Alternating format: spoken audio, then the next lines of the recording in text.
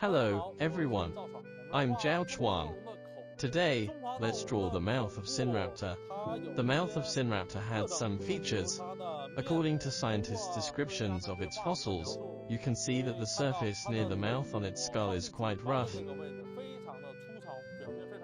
So, there must be some structures different from its soft skin. Its mouth might be covered by large scales like tyrannosaurs, or it might be as rough as crocodiles. When drawing the mouth of this dinosaur, we should pay attention to the arrangement of the teeth, so that we can draw the picture more easily. The upper teeth of dinosaurs were located into parts of their skull, the premaxilla and the maxilla. The shapes of teeth in these two parts were slightly different, so when drawing, we need to be clear about which part is the premaxilla and which is the maxilla. In addition, its mouth was slightly curved upward, just like smiling, which is difficult to represent.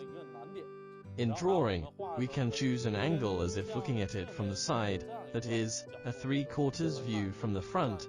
This way, we can see the width and thickness of the inside of its mouth, as well as the 2 rows of teeth, allowing us to show the details better. Now let's draw the mouth of Sinraptor. Let's first outline its mouth. We draw its upper jaw, starting from the premaxilla.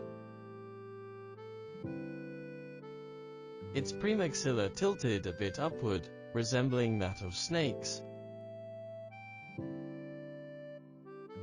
Its upper jaw bent downward first and then upward.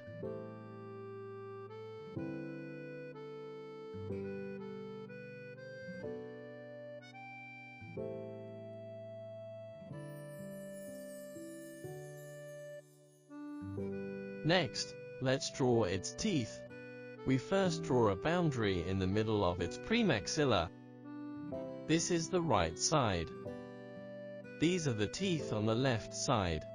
On each side, it had as many as 17 teeth, 4 of which were small premaxillary teeth, but they were very different from the teeth of other dinosaurs.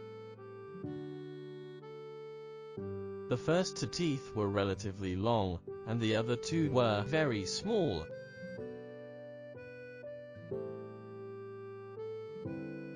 The following were its 13 maxillary teeth.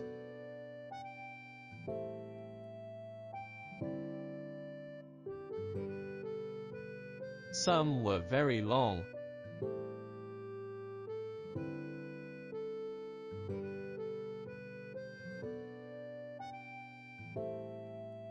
Toward the rear, they became smaller and smaller. They stop here, at half of its mouth. Its teeth concentrated in the front part of its mouth. Then let's draw its teeth on the other side. Here, let's draw some shadows to form a sense of levels.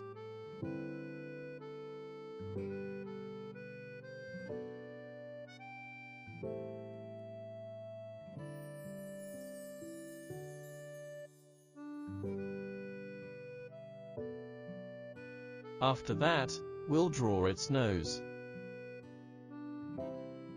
Let's first draw its nostril. From its skull, its nostril is a shape like this and ends here, but the opening of its nostril should be a little bit downward.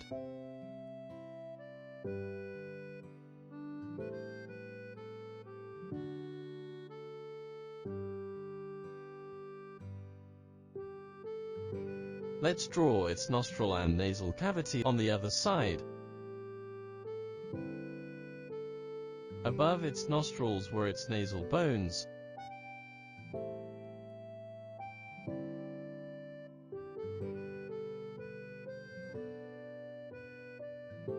One on the left and the other on the right, with a crack in the middle.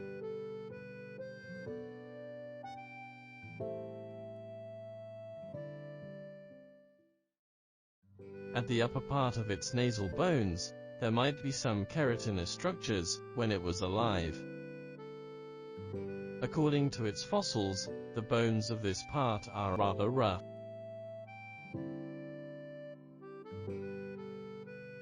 At the upper part of its skull, there was an arc which ended at its lacrimal bones close to its eyes.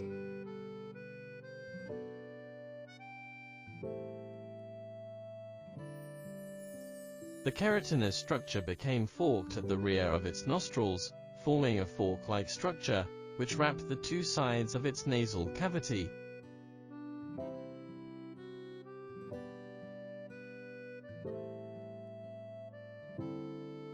Now let's draw these keratinous structures. Its lacrimal horns, which were not prominent, formed a spherical structure. Below its lacrimal horns, there might be some big scales. Then let's draw its nasal bone on the other side. Looked down from above, the top of its head was somewhat wide. When it was alive, because the fossil was squashed, it looked flat. When it was alive, it might be wider. The middle of the top of its head was even. Next, let's draw its eye. Its eyes were at the back of its lacrimal horns. At the back of its eyes, there was a lump.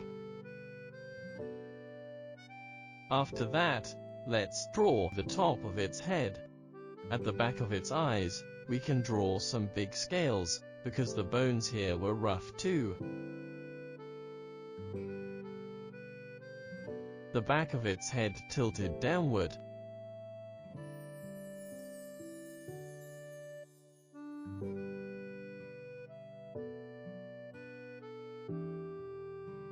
Then let's draw its lower jaw.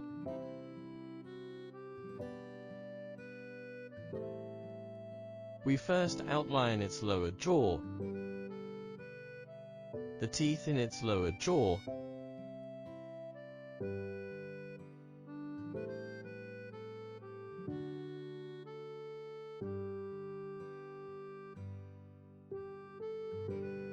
and the teeth on the other side.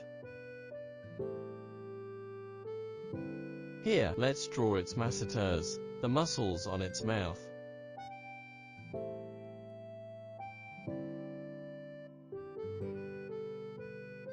Here, we can draw a hole, which is a common structure among reptiles.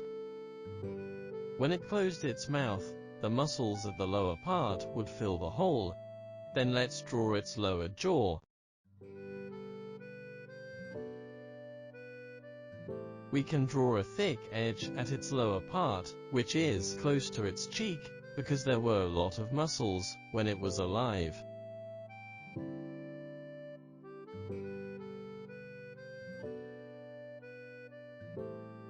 After that, we can simply draw the structure of its neck and its throat.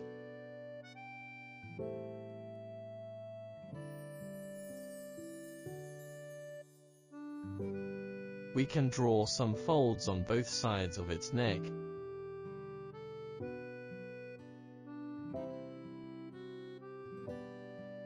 Then let's draw its oral cavity. Let's first draw a clear edge of its teeth.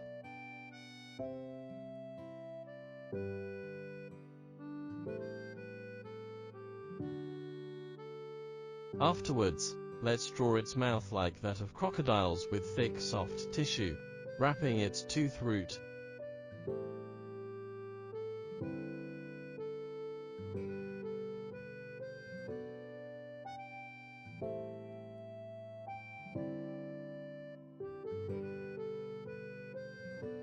Let's deal with the lower part of its mouth in the same way.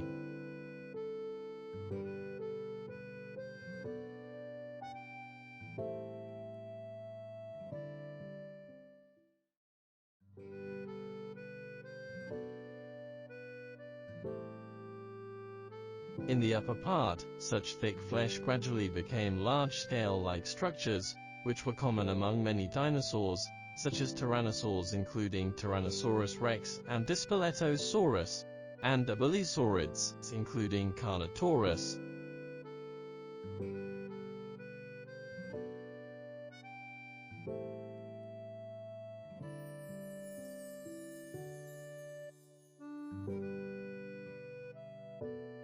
Let's then draw its skin texture.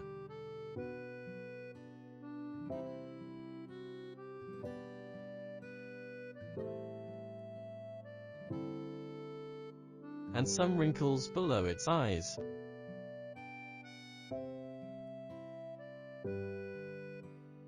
Afterwards, let's draw its tongue.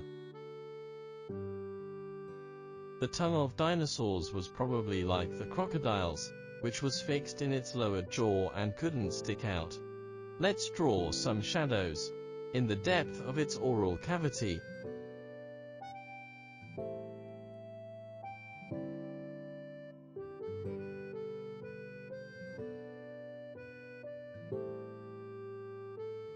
Good, like this, we've finished the mouth of Sinraptor.